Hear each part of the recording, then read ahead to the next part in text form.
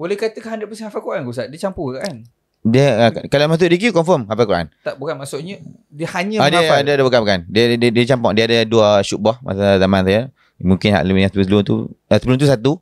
Kemudian baru lagi diwujudkan 2 syubhah. Satu syubhah qiraat memang asal lah. Yang keduanya diwujudkan syubhah dakwah.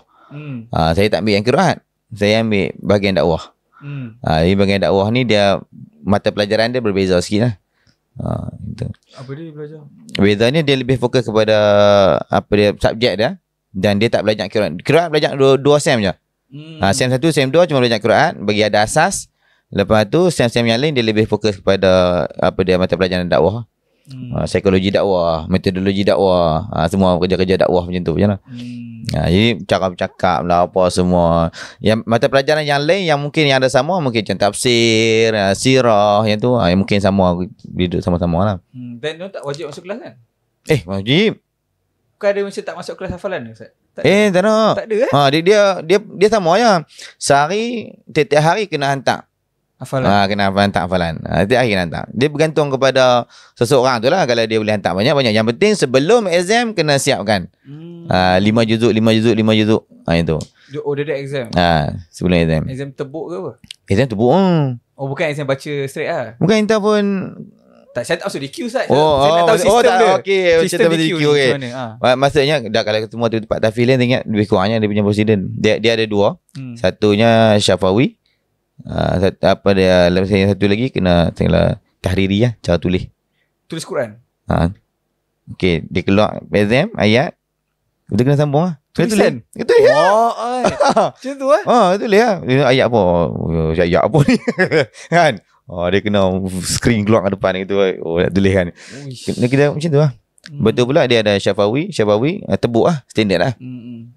Tebuk kita boleh argue tak adalah sesukar tulis ni basically mata dia kena jadi macam ustaz fotografer lah mata tu. Dia memang kena tahu lah. Dia bukan kata kita hafal macam mana cara dia punya tulisan lah apa semua. Maksudnya dia kena mahir juga, kena tahu. Bukan kata mahir, tapi sekurang-kurangnya kena tahu juga bahasa Arab. Kita tahu juga patutnya perkataan macam ni macam mana. Kalau kata kita nak baca ala, kita kena tahu ala tu apa dia, perkataan dia macam mana. Ain, lam, dia ada ya. Dia kena tahu macam tu. Dan lepas habis hafalan tu berapa lama? 2 tahun Ustaz? Lepas habis 3 tahun lah. Memang 3 tahun. Kira laju lah hafalan 3 tahun. Tak laju. Sebab Darul Quran dia ada lagi satu sistem mana dia ambil budak-budak UIA. Okay. Hanya 1 tahun je kena habiskan Quran. Ni budak-budak yang memang pandai, yang memang confirm dah nak masuk UAA dah. Dia ada satu projek ni mana budak-budak ni main dekat Darul Quran, 1 tahun tu hafal Quran je. Tapi lepas mata pelajaran lain lepas kurang lah. Cuma lepas fokus lebih kat Quran. Dah belajar juga lah, tapi tak fokus yang lain. Tapi lebih fokus banyak Quran. Sebab tempat sini belajar saya ingat sampai sekarang, kelas saya ada 2 orang daripada DQ yang dah habis, just nak ambil syahadah je. Yang DQ ni diorang memang ingat dia lain macam Quran tu.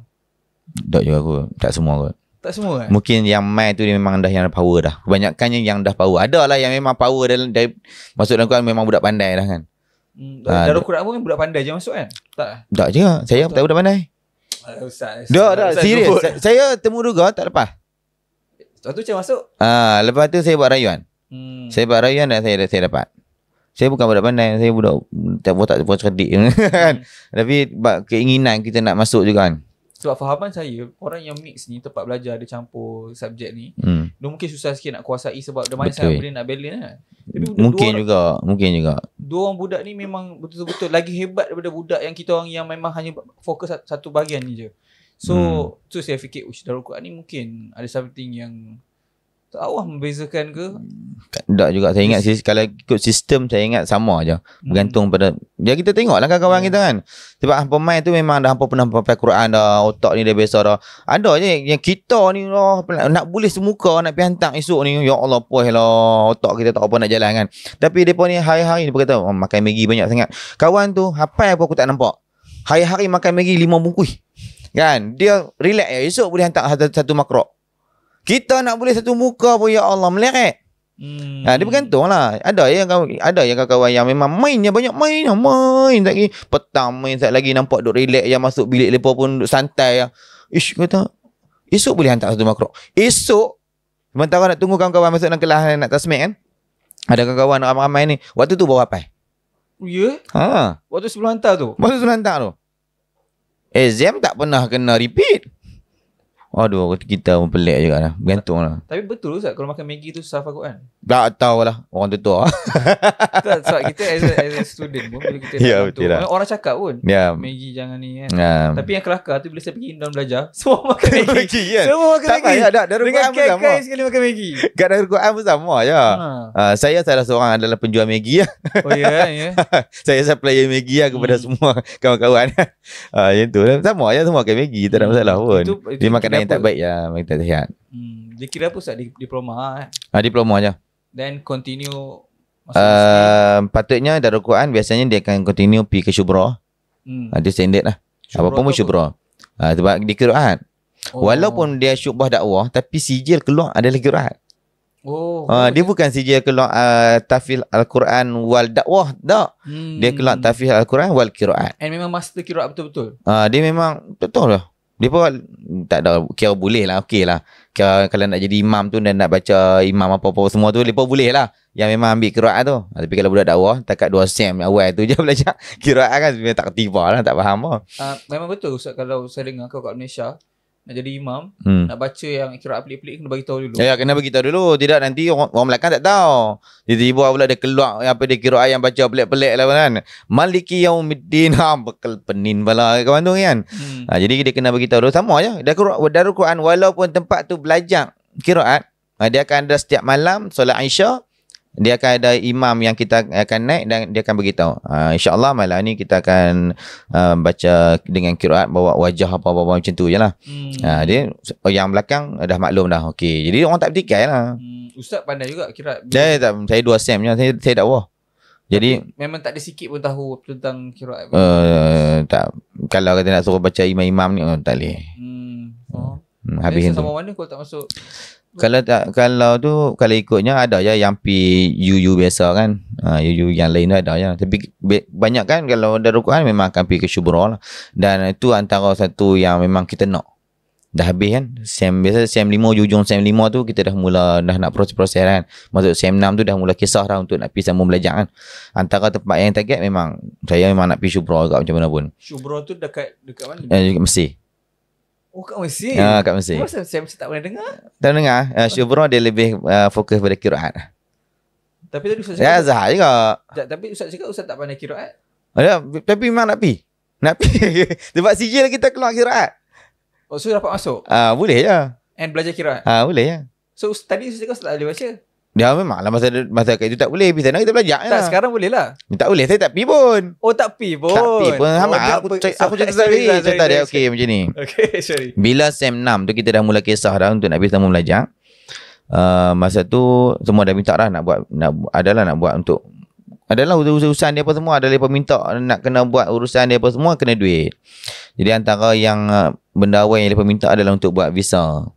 Untuk nak pergi belajar kan, visa belajar kan. Kos lebih kurang dalam RM400 kot. Jadi saya pun call. Saya dah tak ada ayah lah masa tu. Ayah saya meninggal masa sem 2. Sem 2. Jadi masa tu tinggal mak je lah. Sebab keluarga kami bergantung kepada pendapatan ayah lah, arwah ayah. Jadi call lah mak. Mak, apa dia pun nak duit lah. Nak kena buat visa. Saya tak ingat. Mungkin visa kot. Lebih kurang dalam RM400 kot masa tu. Nak kena pakai RM400. Dia kata, mak nak ambil duit mana tu? Lah mak saya cakap tu, dia kata, hantar suruh pergilah mengaji. Balik mengaji kat sini sudah lah. Ya, gitu lah. Tak apa. Batalkan naik gitu je lah. Walaupun memang keinginan kita nak pergi belajar kat luar kan. Luar negara ni satu tempat yang memang kita teringin tu. Kita tahu bila balik daripada luar negara ni paling-paling kurang kita boleh cakap Arab. Kan kita ada ilmu sikit-sikit macam lah. Kita teringin saya, sebab tu orang tanya, bila saya pergi umrah lah apa semua, dia kata, kenapa saya tak cakap Arab? Memang aku tak boleh cakap Arab. Aku tak pergi mengaji luar. Orang kata aku ustaz ke sini je lah. Habis dekat Darul Quran tu, ya masuk insanah ustaz. Betul tak tempat habis. Kita semua kerja. Lepas tu apa level ustaz? Sebab aku jadi imam. Lepas apa bagi label ustaz kat hang ni? Sultan bagi. Sebab tauliah untuk jadi imam ni adalah daripada sultan. Sultan perkenankan kita. Itulah level dia. Bila jadi imam, apa jadi dia label yang sesuai untuk dia? Ustaz lah. Itu saya kata gitu. Tapi tahu ustaz pun Arab, bahasa Arab tak cakap. Memang aku tak mengaji lah. Dia kata betul duk berkuliah apa semua. Saya tak pernah mengajak bab fiqh. Saya tak pernah mengajak benda yang saya tak tahu. Luar daripada konteks fahaman saya. Kalau saya pergi berkuliah, saya cerita pasal benda apa. Benda-benda yang basicnya. Benda-benda yang biasanya. Paling benda tak ada, banyak cakap tentang masjid. Kalau sebelum ni memang saya ada kuliah. Pergi kuliah benda-benda yang basic. Sirah. Salah kita cerita sirah. Kita baca. Bawa kitab. Kitab sirah. Kan? Kita baca. Jadi kita cerita. Itu je. Kalau kata hadis, kita baca hadis, benda yang dah siap, yang dah ada kitab, bukan kita mana-mana kita buat hujah sendiri tentang hadis ke apa, semua ada. Kalau kita pakai, kalau kata saya mengajar hadis, saya pakai Riyadhus Salihin kan, benda dah ada hujah dah. Kalau kata yang keluar, yang Jakim keluar kan, dah ada dia ada pengajaran hadis apa semua, kita baca aja. Jadi benda tu sebagai perkongsian, aku boleh sampai ke orang sebab orang suka cara kita menyampai. Sebab tu saya kata orang yang mula ubah saya tu 2015. Dia suruh kita hang rugi, hang hafal Quran, tapi hang tak mau jadi penceramah untuk sampaikan ilmu kat orang. Itu saya tak boleh cakap. Kita tak boleh cakap. Memang dalam kamus hidup saya ni, saya tidak ada perkataan penceramah. Tak ada. Saya tidak akan jadi penceramah. Saya adalah fotografer. Saya nak wujudkan studio, saya nak buat studio fotografer saya sendiri, itu ada impian saya. Tapi dah lah saya diubah untuk jadi ustaz dan saya mula bercakap. Mula bercakap, kemudian kita berceramah lah. Bila ceramah, orang suka cara penyampaian kita. Saya cuma sampaikan apa yang ada dalam kitabnya. Itu saja. Saya tak kerti bahasa Arab. Okay, kejap guys. Assalamualaikum. So, aku ada big announcement sebenarnya untuk korang. So, aku actually dah berpartner dengan Public Gold sebagai diorang punya authorized dealer guys. Okay, kenapa aku buat macam ni? So, kalau kau tengok podcast ni dah lama, kau tahu aku selalu ambil berat, especially tentang finance dan juga investment dan sebagainya. And aku dah lama dah invest dalam emas. So, aku nak invite korang untuk invest dalam emas sekali. Sebab kalau korang tak tahu, emas adalah salah satu cara untuk kita preserve nilai duit kita yang paling efektif. Macam tahun lepas sahaja, emas naik 40% guys. Okay, almost 40%. Put into perspective, kalau korang invest dalam financial instrument yang lain macam ASB ke apa last year, macam apa 5 ke 6% macam tu je lebih kurang. So, dengan gold 40%. Dan dengan apa yang jadi dengan dunia sekarang ni, dengan segala konflik di antara negara dan sebagainya, emas akan lebih mencarat naik. Tak pernah lagi dalam sejarah tahun ke tahun emas menurun. Tak pernah lagi guys. Okay. So aku nak buat giveaway guys. Aku nak bagi 0.25 gram. Kau boleh tengok apa yang aku pegang kat sini. So ni dia guys. Okay. So ni dia guys. 0.25 gram of official collaboration Public Gold dan juga kartun Inside Out kalau korang ingat. So ni korang boleh collect, and sebab ni korang boleh buat collection juga kalau korang nak. Dan siapa yang akan dapat 0.25 gram ni kepada investor yang bertuah, sepanjang bulan Julai ni aku akan run this giveaway. Satu orang akan memenangi 0.25 gram dengan syarat korang invest dalam emas hanya RM100 sahaja. Add on, aku akan bagi 10 lagi pemenang bertuah yang akan memenangi buku investment emas oleh Hafizul Hakim ni, untuk korang dapat belajar lebih mendalam tentang emas. Dan kenapa daripada dulu lagi mak-mak nenek-nenek kita suruh invest dalam emas. Inilah dia guys, sistem simpanan yang tak akan pernah bocor dan ada nilai sebenar. So aku nak invite korang semua join Team Emas UCAS. Sebab aku percaya yang pertama sekali, simpanan emas ni bukan untuk orang kaya je.